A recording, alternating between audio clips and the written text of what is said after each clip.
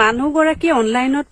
শৰাই দিয়াৰ নামত নৈবদ্য দিয়াৰ নামত 500 টকা কিয় লৈছে আপোনালোকে শুনক শৰাই এখন দিবৰ কাৰণে খৰচ কিমান হয় আপোনালোকে কক ঘৰত যেতিয়া মন্দিৰত বা নামঘৰত আপোনালোকে শৰাই দিয়ে এখন নৈবেদ্য দিয়াৰ নামত আপোনালোকৰ টোটেল খৰচ কিমান হয় 1 কিলো বুটমাহৰ দাম কিমান মগুৰ দাম কিমান 1 কিলো আপেলৰ দাম কিমান ফলমূলৰ দাম আজিকালি কিমান বস্তু বাৰীৰ দাম কিমান আপোনালোকে জানে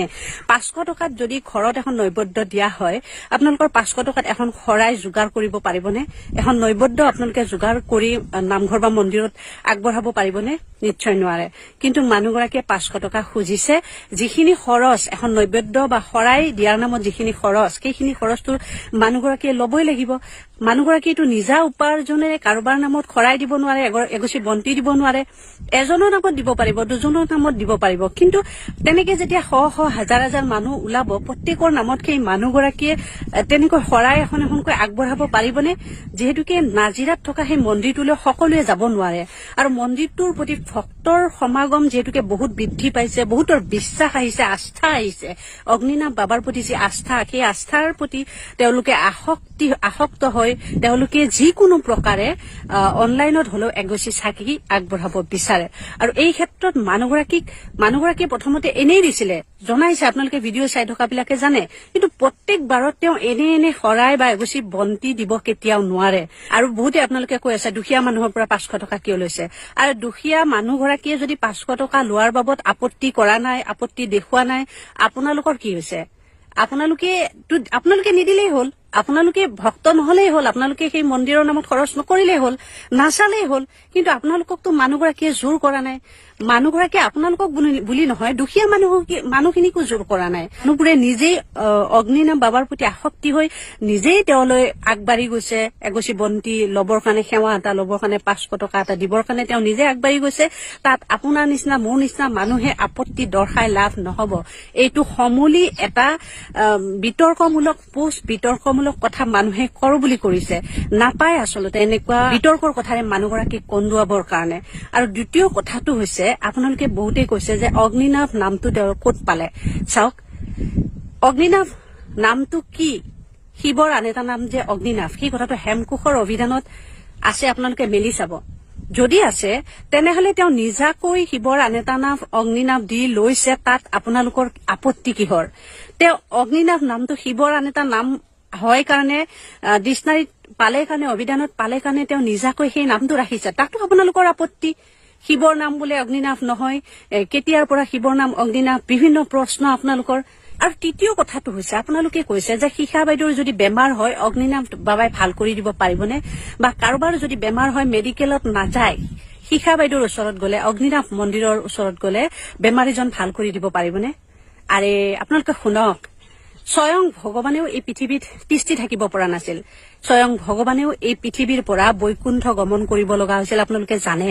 স্বয়ং ভগৱানৰ অৱতাৰ যিসকল আছিল প্ৰত্যেকেই এই পৃথিৱীৰ পৰা গমন কৰিছে কোনো এই পৃথিৱীত থাকিব পৰা নাছিল গতিকে আপুনি মই শিখা বাইদেউ এই সকলোবোৰ এটা নিমিত্ত প্ৰাণী মাত্ৰ ধূলিকণাৰ দৰে গতিকে আমি ক'ত এই পৃথিৱীত আমি সকলো আহিছো এদিন আৰু যাবই লাগিব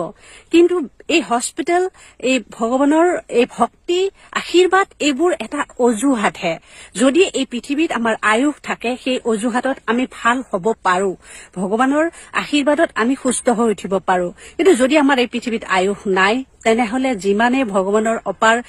আমি কামনা নকৰো কিয় ভগৱানৰ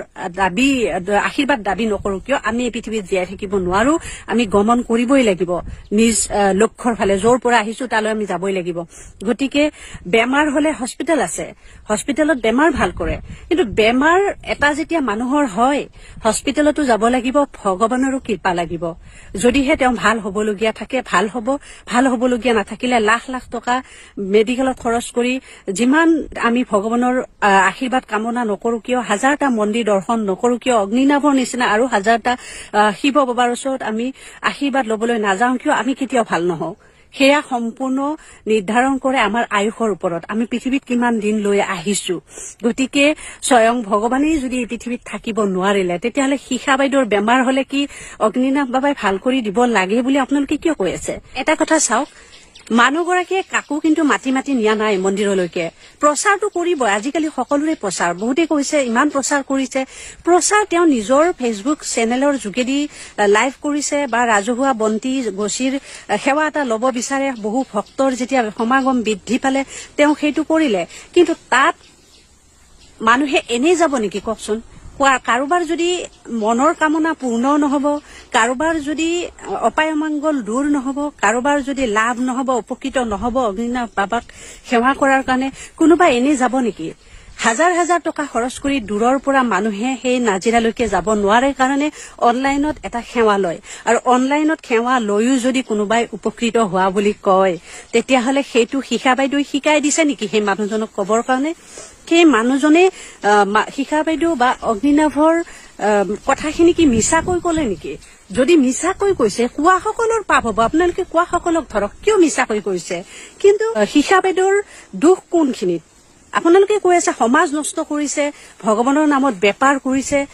ভগৱানক এনেকৈ কৰাটো আমি সহ্য নকৰো। কি কৰিছে ভগৱানক? ভগৱানক দেখোন আপোনালোকেহে কৰিলে। আপোনালোকে কেনেকৈ কৰিলে? মানুহজনীয়ে ভগৱানক পূজা কৰিছে, অৰ্চনা কৰিছে, ভগৱানক তেওঁ মন্দিৰ এভাগীৰ নামত প্ৰাণ প্ৰতিষ্ঠা কৰিছে। তাত